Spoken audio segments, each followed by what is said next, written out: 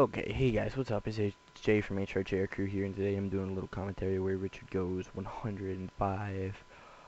105, you believe that shit?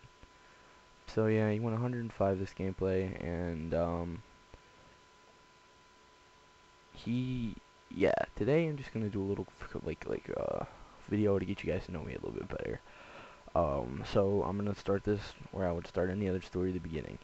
I was born January 31st, 1999. I lived in Las Vegas. I was at what? Las Vegas. Sorry, I just saw a very distracting picture up on my Facebook.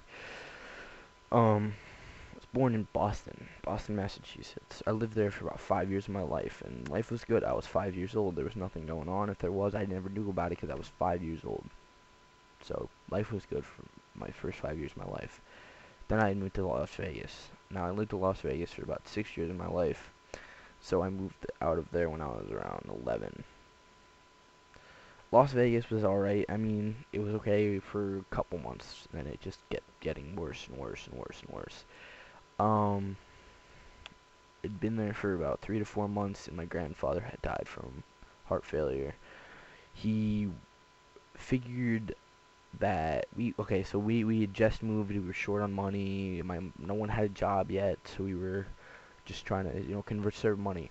And my grandfather's mentality was, if I'd rather he ran out of pills, and his mentality was, if I die, I'd rather okay, so I don't even know what I'm trying to say like right now. It's really emotional for me, but um my grandfather's mentality was like he ran out of his pills, and he figured that his mentality was that he'd rather have food on the table for me and my sister than his pills. He figured that he would be able to make it through like a month or so without his pills, and unfortunately he wasn't able to, and he had died talking to my mother on the phone. He was at a gas station filling up his car, and he had died right there talking on the phone with my mom. And that was really hard on my mom and my dad, because my dad had just gotten in a fight with him the night before, and he wanted to go and say he was sorry. He couldn't get a hold of him. He didn't know what was going on. And then he goes to the gas station down the street or something, or he contacts my mom or something like that, and he goes and he finds him, and it was really hard on my dad. It hit him really hard. He started to get very depressed, and then on top of it all, the next year or so, my uncle dies. My uncle Neil, his brother. He died from liver failure. So another year later, my my other uncle, Uncle Jackie, died from an overdose of drugs that he never liked. So my dad always suspected it was foul play, but the cops were never able to prove it or anything like that. So they just assumed it was suicide or just a drug overdose. Um, then another year later, my grandmother died. My dad's mom and my dad's dad and my dad's brother and my dad's other brother are all dead within a 4 year consecutive, just 4 years consecutively. Just his whole immediate family dies 4 years in a row. It hit him really hard. He got very, very, very depressed and started looking to relieve his stress and anger and sadness any way he could, and it ended up being not so healthy way he went about doing it, like drinking. He's been an alcoholic for almost all of his life. He did a lot of bad things, but he's gone past them now, which I'm proud of him for. And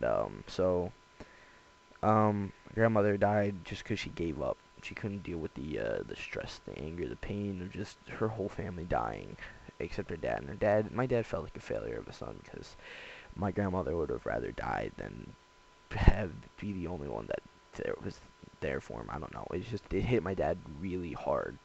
So then 2 years later, after all of this happened, we had moved to Pennsylvania. But before that gap between moving from Vegas to Pennsylvania, myself and my sister had to move to live with my grandmother in Connecticut, which is, okay. It just, schooling was kind of bad, all that, and, I mean, schooling all my life has been pretty bad. I never really found somewhere where, I, uh, I fit in too well, or enough to where if I was to get made fun of, it wouldn't bother me as much. Um, up until this point in my life.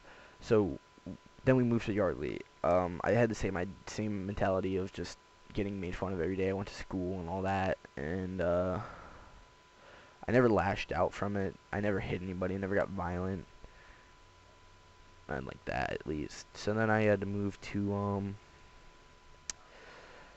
Yardley. I'm now down at Yardley. So like I said, the same mentality, getting made fun of every day. We lived there for about 2 years, and I hated it. It was terrible. I found some friends, but they weren't as good of friends as I have right now. So between all this bullshit, I had to move into a hotel because we had run out of money. We weren't able to pay for it. It was expensive to live where we had lived, so I had to live in a hotel. A shitty, like 200, 300 square foot hotel. It was terrible. There was 4 of us, and most of the time it was just 2 beds, and we had to blow up mattresses, or I'd have to like sleep on a couch or something. It was for about 4 months, and then my mom's friend had said that he had an apartment that he lived in previously, and just got the lease rent out and stuff. So we ended up moved there. We lived there for about a year. This was Salem. This is where I met Ryder, Richard, and Hector. This is the best place I've ever lived in my life. I didn't get made fun of, and if I did, I didn't bother me because I actually like felt like I fit in there. Like not a lot of people liked me there, but the people that did, like, I was really close friends with, or I was friends with, and it didn't bother me if people made fun of me. And this is the first time in my life that I actually felt that way, and I lived there for a short year, which it felt like a short year, but it was good. I liked it a lot. So then we had to move back into a hotel. At the time I was going to high school. It was 9th grade, which I'm doing right now. Oh, one sec. Sorry about that. So, but I was talking to Ryder on Skype. So yeah, I lived in a hotel for about 9 months. No, 9 months. With like 3 or 4 months lived in a hotel, and then we got to the fact that we could not afford it again. We got to the part where we could not afford living where we had lived, so we had to move to my grandmother's again. This is where I am right now. I'm at my grandmother's house.